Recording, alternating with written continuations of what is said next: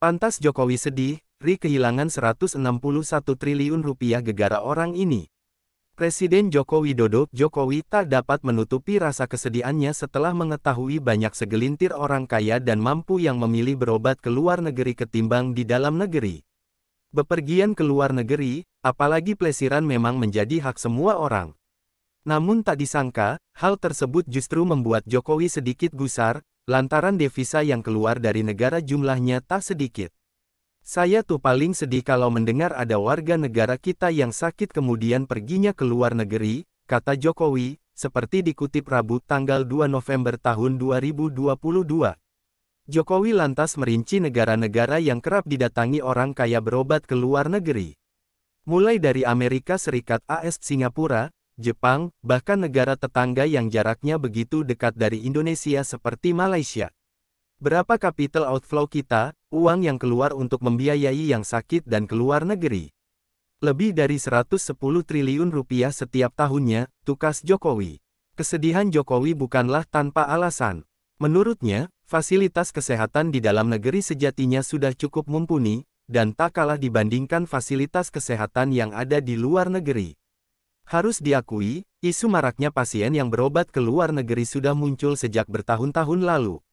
Berdasarkan data Kementerian Kesehatan, nilai uang yang keluar lebih besar lagi, total pengeluaran pasien Ri mencapai 161 triliun rupiah tahun, 11,5 miliar dolar tahun.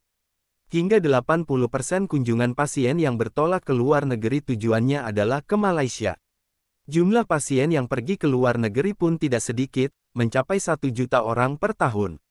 Gambarannya, di tahun 2006 terdapat 350.000 orang pasien, tahun 2015 melonjak menjadi 600.000 pasien, kini mencapai 1 juta. Artinya, jumlah orang Indonesia yang berobat ke luar negeri mengalami peningkatan sekitar 200% selama 50 tahun terakhir. Rumah sakit di dalam negeri pun mulai bergerak dengan menawarkan fasilitas yang bisa menangani pasien. Memang tidak mudah karena harus mengeluarkan biaya yang juga tidak sedikit. Seperti salah satu rumah sakit di Bintaro yang mendatangkan alat kesehatan dengan biaya mencapai 69 miliar rupiah, alkes ini pun menjadi salah satu termahal yang ada di Ri. Saya ngotot untuk mendatangkan alat ini supaya orang tidak perlu lagi ke luar negeri, Eropa atau Amerika karena di Indonesia sudah ada. Bahkan ini pertama di Asia Tenggara, di Penang sama Singapura aja belum ada. Jadi mendukung program pemerintah, kata Direktur Utama Rumah Sakit Premier Bintaro Dr. Marta ML Siahaan. Klik subscribe dan follow.